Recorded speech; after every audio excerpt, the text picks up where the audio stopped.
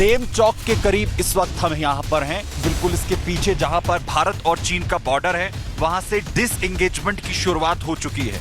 इस वक्त लगातार सेनाएं पीछे हट रही हैं, चीन की तरफ से भी और भारत की तरफ से भी।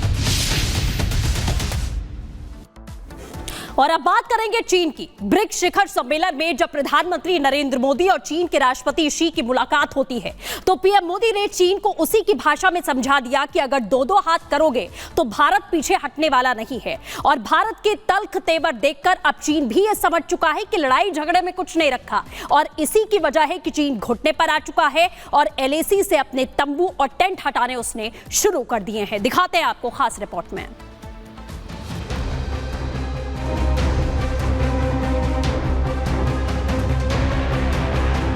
5 साल के बाद हमारी फॉर्मल मीटिंग हो रही है। 5 साल बाद प्रधानमंत्री नरेंद्र मोदी और चीनी राष्ट्रपति शी जिनपिंग की मुलाकात के बाद अब वास्तविक नियंत्रण रेखा में इस मुलाकात का असर दिखने लगा है। 23 अक्टूबर को हुई मुलाकात के बाद अब एलएसी पर चीन की सेना ने पीछे हटना शुरू कर दिया है। चीनी सेना ने देपसांग डेम चौक में अपने 10-12 अस्थायी टेंट हटा लिए हैं। यहां से चीनी सैनिकों ने अपनी गाड़ियों और मिलिट्री उपकरणों को भी हटाना शुरू कर दिया है। सबसे बड़ी बात यह है कि आज और कल में दिवाली से पहले चीनी सैनिक देपसांग और डेम चौक से पूरी तरह पीछे हट जाएंगे। समझौते के मुताबिक देपसांग और डेम चौक से पीछे हटने के बाद दोनों देशों की सेनाएं अपने अपने इलाके में पेट्रोलिंग कर सकेंगी, जो 2020 में हुई गलवान घाटी हिंसा के बाद से बंद थी। और चीन की सेनाओं ने जिस तरीके से डेमचौक और देपसांग में डिसएंगेजमेंट का ऐलान यहां पर किया गया था, उस की एक्सरसाइज जो है उसकी शुरुआत 25 अक्टूबर से हो चुकी है।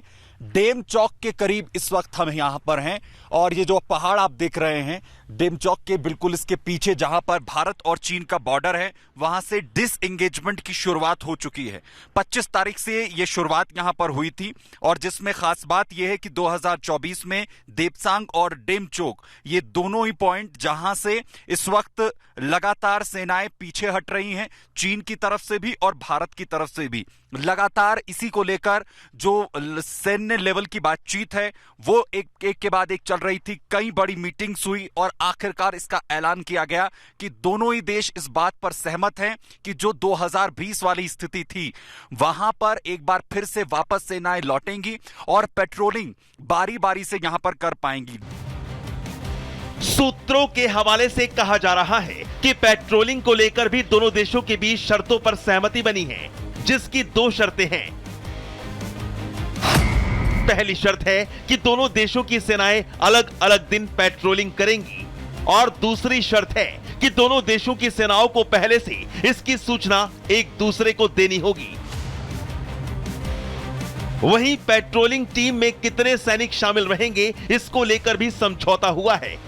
दावा किया जा रहा है कि चीन ने अगर ईमानदारी से इस समझौते का पालन किया तो 2020 के पहले जैसी शांति एलएसी पर फिर लौट आएगी।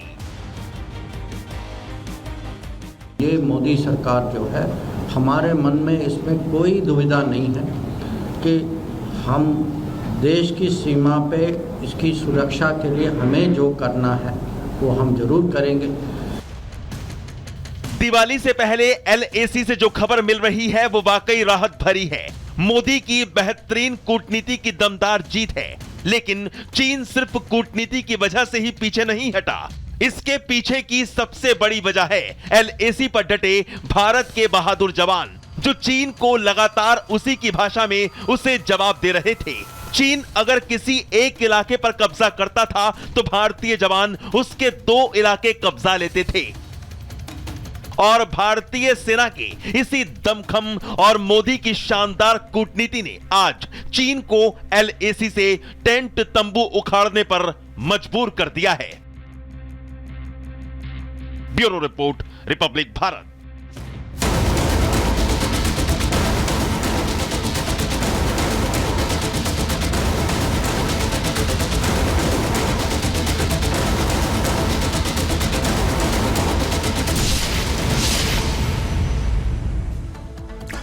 उत्तर प्रदेश पुलिस अपराध और अपराधियों पर नकेल कसने के लिए ऑपरेशन लंगड़ा चला रही है और इसी कड़ी में पुलिस ने गाजियाबाद, ग्रेटर नोएडा, मैनपुरी और मुरादाबाद में मुठभेड़ के दौरान कई बदमाशों को पकड़ा है।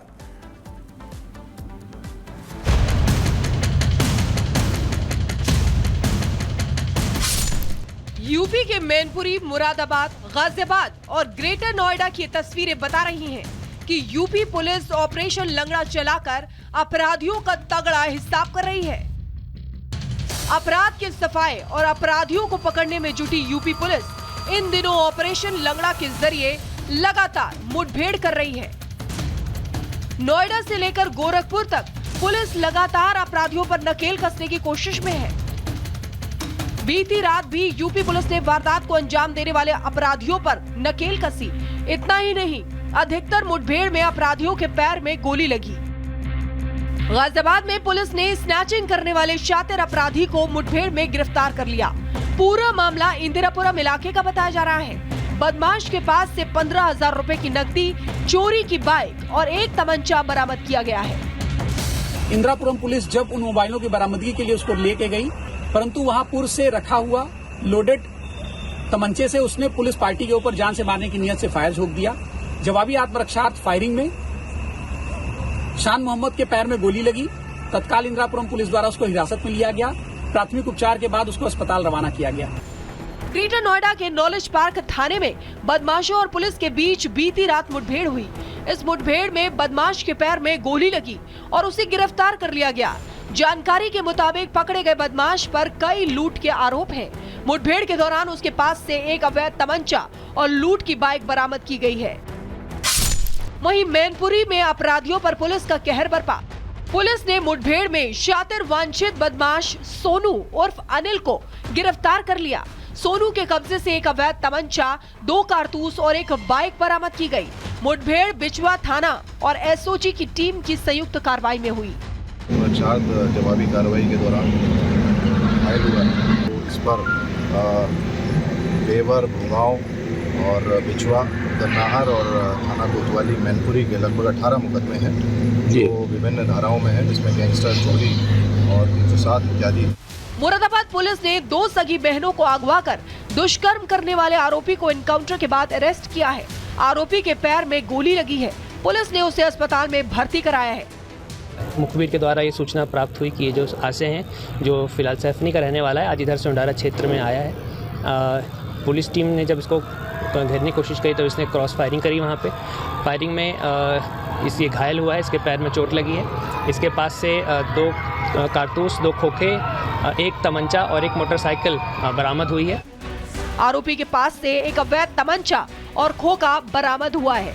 पुलिस के मुताबिक आरोपी के खिलाफ अलग अलग शहरों में कुल 11 केस दर्ज है। Bureau report, Republic Bharat.